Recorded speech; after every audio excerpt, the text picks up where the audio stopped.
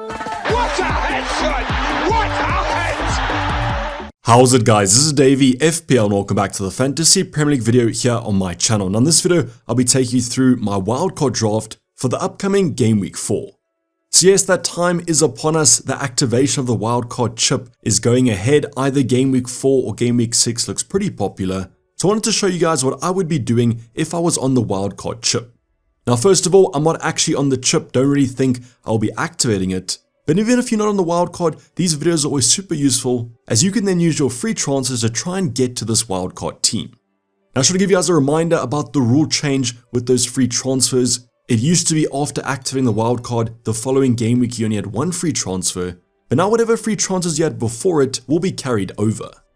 So very useful kind of information there that those free transfers do carry over after the wildcard, because what will that then mean is that if you can stack your transfers up in the following game weeks, you can almost use a second wildcard a few game weeks later.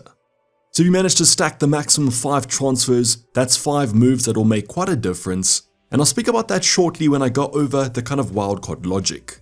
But going back to the video, if you guys want to see my wildcard draft for the upcoming Game Week 4, sit back, relax, and let's get straight into it. So let's go over some wildcard logic before we actually go over the team or the draft. Now I mentioned briefly about the fact that you can carry free transfers over and how that's going to change the mindset of the wildcard. Because there's kind of 2 ways to approach this. The first one is, let's for example say you want a wildcard in Game Week 4, you've stacked a few transfers, maybe 2 or 3, you change your entire team and therefore in Game Week 5 you have 3 transfers yet again. You can prepare for the upcoming fixture swings such as a Liverpool and Arsenal. Or what you could do is use those free transfers that you've stacked up, as mentioned 3 free transfers now. You can make 3 moves to change your team and then wildcard later on when the fixture swings happen.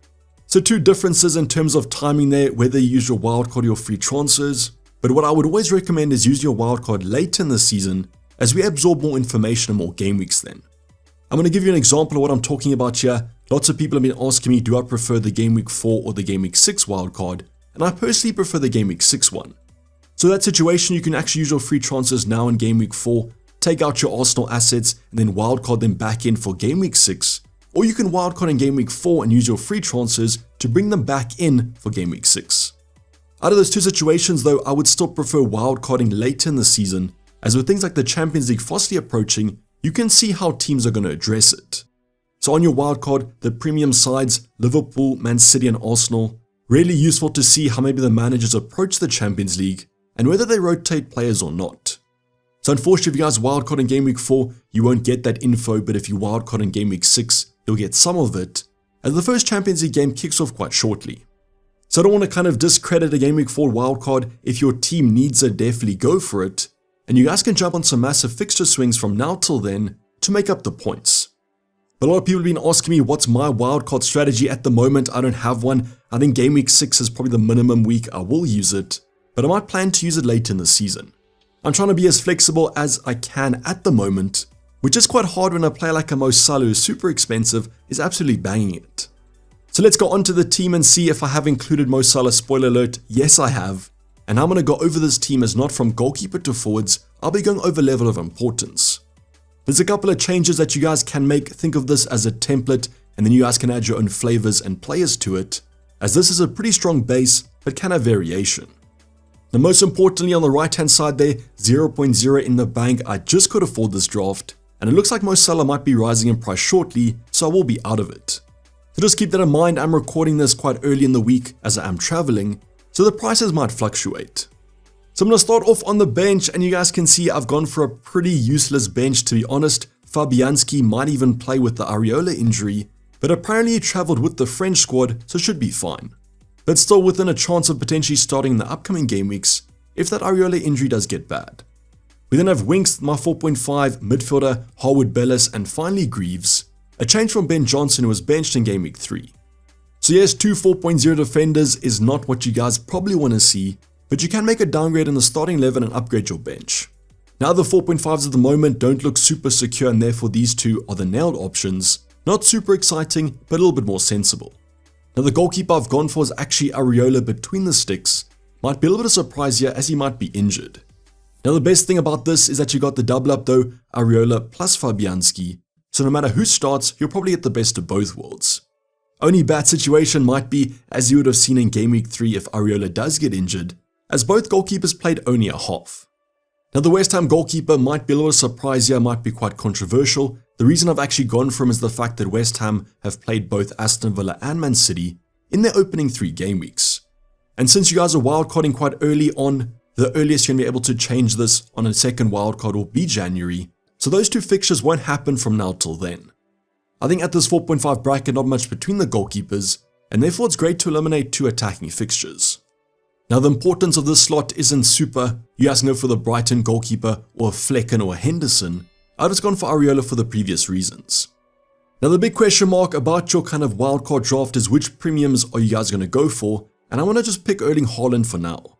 I think there's a case to go without him. You would have seen it over the opening few game weeks. Seems like the best is going to be to include the most premiums. So I've got him and I've captained him for Game Week 4. I just feel like at the moment, seems like he's pretty fixture proof. Man City are a great squad, and back-to-back hat-tricks make it quite hard to not include him. So yes, this wildcard draft won't be a no Haaland draft, but you guys can do it in your own team if you want to. Now the second premium is going to be Mo Salah. I just believe on a Game Week 4 wildcard, you have to go for him, as the Game Week 5 captaincy is basically in his locker. 2 back-to-back home games make this very worth getting the Liverpool man, and 3 double-digit returns in a row make him quite hard to ignore.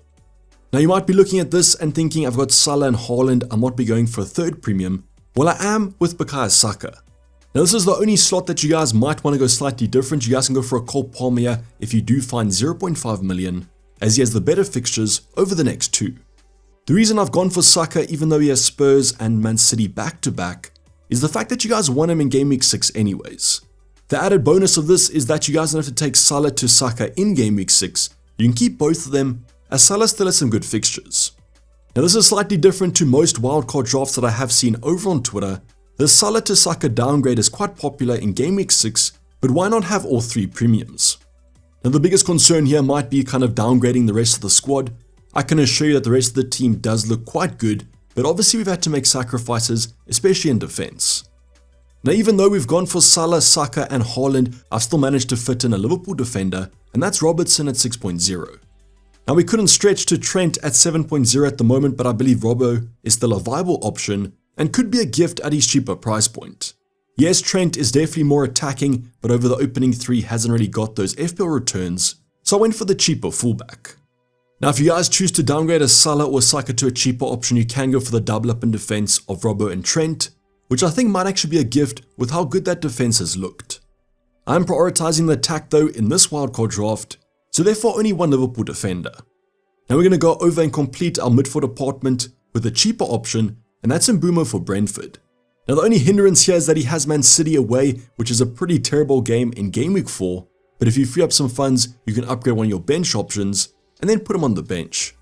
I just think with Ivan Toney out, we've been gifted a gem out of position, so Mbeumo would be a lock on my wildcard.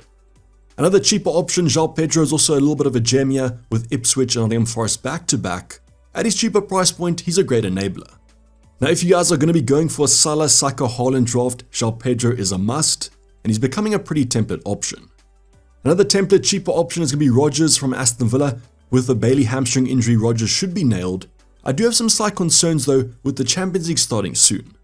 So that Aston Villa squad is looking a little bit thin in terms of the attacking department, but at 5.0 I still like Rodgers at this price point. So as mentioned, with this kind of 3 premium setup, the defense has had some sacrifices, and therefore we've gone for 2 4.5s. The first one, Lewis Dunk from Brighton. You guys know all about those Brighton fixtures. Yes, in the medium term they might not look that strong, but I still feel like Dunk can get a few clean sheets. I've paired him up with Konza from Aston Villa, also at 4.5, great medium term, even short term fixtures, and these are pretty sensible options, but not super attacking. So that's probably the biggest negative about this draft, is the lack of defensive coverage. In Game Week 6 you probably want to bring in a Gabriel or a Saliba. Where you find those funds might be a different story, but the easiest way is to just downgrade Salah or Saka. Now the last position is really where the kind of variation comes into account. The amount of money left in the bank for this position is 8.5 million, but I have a planned move already here, and that's Game Week 6 for Havertz. So what you can almost do in your draft is pencil in Havertz for Game Week 6, as that's when Arsenal have a massive fixture run with 2 lovely home fixtures. So basically what this position is a 2-week punt till Game Week 6, and that's why I've gone for Isaac at the moment. So Isaac comes in more expensive at 8.5 million than a Havertz, so no question marks about affording him when that game week comes around. And what you can also do is go for a Danny Welbeck if you do back the Brighton attack. They have arguably the best fixtures over the next two. Just make sure though that you leave enough money in the bank or plan a downgrade so that you can afford Havertz in game week 6, as that's a priority. Now I do want to give you guys a variation that you can go for. You can downgrade Saka to a cheaper option, upgrade maybe a Trent in the defense, and that's where that planned move of Salah to Saka gives you that 2 million to afford someone like a Welbeck to a Havertz. If you want to go for a Visa for Brentford as well, he could also be an option, just don't like that Man City game week 4 fixture. But with Isaac up top, I do like the kind of consistency of the main players, allows an easy route to Havertz in game week 6 for that Arsenal fixture run, while still keeping Saka and Salah in the team. The only big kind of downgrade is going to be the defensive department, but as you would have seen, hardly any clean sheets this Premier League season, so why not go for 2 cheap 4.5s? Still managed to fit in Robbo here for the Liverpool coverage, as well as in Mbeumo and João Pedro. You guys can add your own flavor to this draft. As mentioned, I've spoken about the alternatives, but I believe this sets you up very nicely for the next few weeks. But you guys can comment down below if you're on the wildcard chip for game week 4, what's your latest draft looking like? Interested to see if there's no Haaland and no Salah drafts going around. But as mentioned, I'm personally not on a game week 4 wildcard. If you guys are going to wildcard early on, I would prefer game week 6. Just gives you a bit more information about your team. This does tempt me slightly though, as I don't have Salah in my squad at the moment, and might have to take a -4 to actually afford him. So let's see what happens by that game week 4 deadline, but I will be releasing my team selection slightly later, as we are on an international break. But this is basically going to wrap up the video, guys. Hope you guys did enjoy it. Please don't forget to like if you didn't subscribe if you have subscribed yet. Content's still going to be coming next week as the international break progresses. Otherwise, have a good one. But for the time being, I'm signing off. It's been Dayvy FPL, and I'm out. Cheers, bye.